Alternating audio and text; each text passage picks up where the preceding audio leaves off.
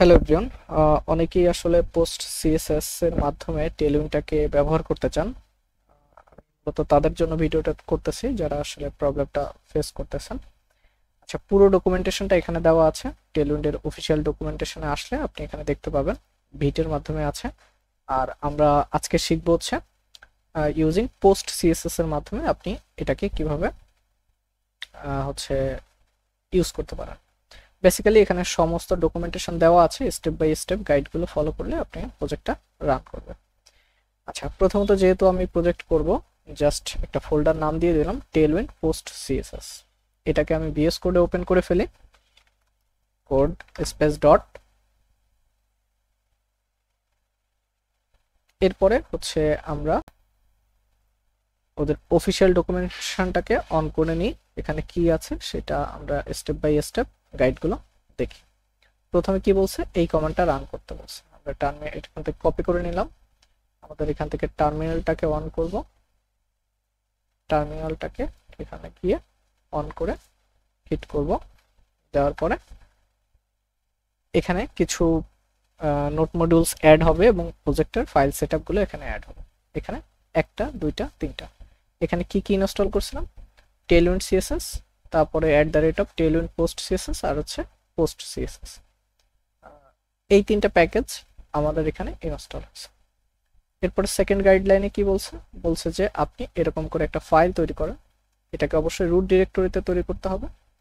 আমরা এখানে গেলাম, সরি, নোট মডিউলসটাকে এরকম রুটের জায়গায় ফাঁকা জায়গায় ক্লিক করে উপরে ক্লিক করলাম। এটা এর ভিতরে হচ্ছে আপনার পোস্ট সিএসএস যে টুলসটা, এর কনফিগারেশন গুলো আমাদের দিতে হবে। এখানে এটাকে ক্লিক করলাম, এখানে গেলাম, এটাকে পেস্ট করে দিলাম।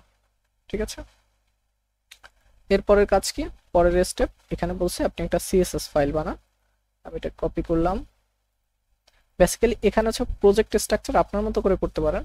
আমি একটা করতেছি, এখানে দিলাম এসআরসি, সরি, এখানে হচ্ছে এসআরসি, অর্থাৎ আমাদের সমস্ত সোর্স কোড এখানে থাকবে। এটার ভিতরে মনে করেন আমি জাস্ট ইনপুট ডট সিএসএস এই ফোল্ডারটা দিলাম। এটা হচ্ছে আমার মেইন সিএসএস ফাইল। এটার ভিতরে এদের এই কোডটা, যে কোডটা আমি কোথা থেকে কপি করছিলাম, এখান থেকে এই কোডটাকে কপি করে এখানে গেলাম। এরপরে অর্থাৎ এইটা হচ্ছে এই যে দেওয়া, এখানে দিয়ে দিয়েছি। এর পরবর্তীতে এখানে বলছে আপনি বিল্ড করেন। আচ্ছা, বিল্ড প্রসেসটা আমি একটু পরে আসতেছি। সেকেন্ড লাইনে যাই, এখানে বলছে একটা এইচটিএমএল ফাইল তৈরি করতে। আমরা এখানে আমার যেহেতু সমস্ত সোর্স কোড এখানে রাখবো, তাই এখানে লিখলাম index ডট এইচটিএমএল। এর ভিতরে আমি আমার বয়লার প্লেটের কোডটা নিলাম। এরপরে ওরা কিছু মার্কিং করে দিছে, লাইনটা সিএসএস এর ফাইলটা এখানে অ্যাড করতে হবে। আমি এখান থেকে কপি করলাম, কপি করে এখানে সিএসএসটা লিংক আপ করতে হবে। এখানে সিএসএস লিংক করতে হবে আপনার যেটা হচ্ছে পোস্ট সিএসএস দিয়ে আপনার জেনারেটেড হবে, অর্থাৎ ফাইনাল আউটপুট যেটা সেটা। তা এখানে বলছে ডিস্ট, তা আমাদের এখানে ডিস্ট নেই। আমরা যখন পোস্ট সিএসএসটা দিয়ে আমরা রান করব অর্থাৎ কম্পাইল করব কোডটা, তখন এখানে অটোমেটিক্যালি একটা ডিস্ট ফোল্ডার তৈরি হয়ে যাবে।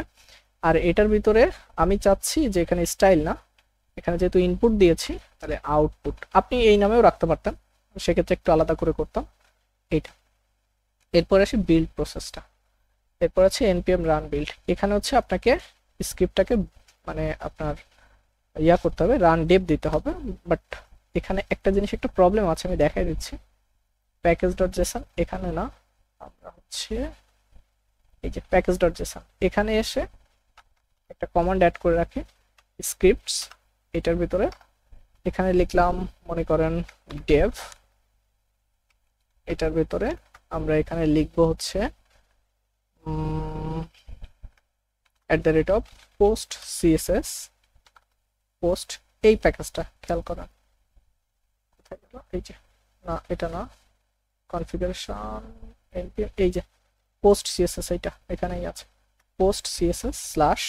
এরপর তাকে বলে দিতে হবে তার ইনপুট ফাইলটা কি। আচ্ছা, ইনপুট ফাইলটা আছে হচ্ছে কোথায়, এসআরসি ফোল্ডারের ভিতরে আমাদের কি নামে আছে, ইনপুট ডট সিএসএস।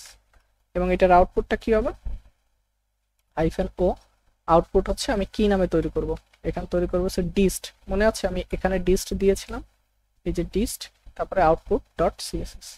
তাহলে এখানে গেলাম, এই যে এই জায়গাটায় dist slash output dot CSS.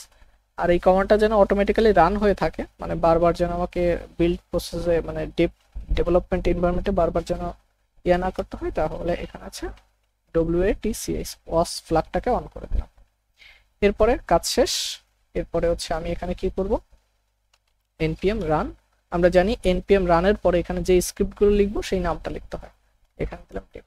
But এটা দিলে আসলে কাজ করবে না, এখানে একটা এরর দিবে, ঠিক আছে, post CSS not found.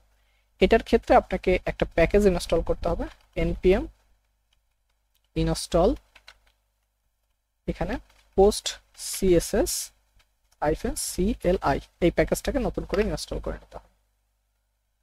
Just প্যাকেজটাকে install হোক, কাজ কমপ্লিট। আমি টার্মিনালটাকে ক্লিয়ার করে দিই। এরপরে আমি আমার সেই npm রান dev কমান্ডটা যদি দিই, তাহলে আমার এটা পারফেক্টলি কম্পাইল হওয়া শুরু হয়ে যাবে। এখন প্রসেসটা কিন্তু রানিং, দেখেন টার্মিনাল অফ হয়ে আছে। এখন আমি কি করি, আমার ইন্ডেক্স ফাইলে গেলাম, এটাকে লাইভ সার্ভারে রান করে ফেলি। জাস্ট লাইভ সার্ভারে রান হয়েছে।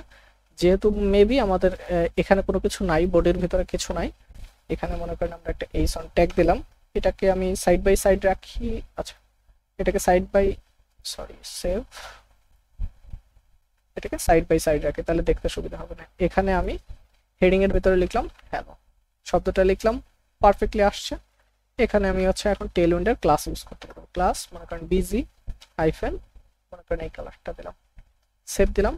একবারে যদি সেভ না হয় আপনি দ্বিতীয়বার করবেন, হ্যাঁ, কারণ প্রথম সেভ অর্থাৎ এখানে দুইবার কন্ট্রোল এস করতে হয়। প্রথম সেভে হচ্ছে আপনার কোডটা কম্পাইল হবে, পরের সেভে হচ্ছে আপনার ওটাকে লাইভ সার্ভারে রান হবে। এটাকে মনে করেন টেক্সট, আমরা এখানে দিলাম 9XL, দেখেন টেক্সটটা বড় হয়ে যাবে। প্রথম সেভ দিয়েছি, কাজ করা নাই, পরের সেভ, অর্থাৎ আপনাকে ম্যানুয়ালি দুইবার একটু করতে হবে, এটা একটু কষ্ট করে আপনি করবেন। এখানে মনে করেন ক্যাপিটালাইজ, এরপরে কন্ট্রোল এস, কাজ করা নাই, কন্ট্রোল এস, ঠিক আছে।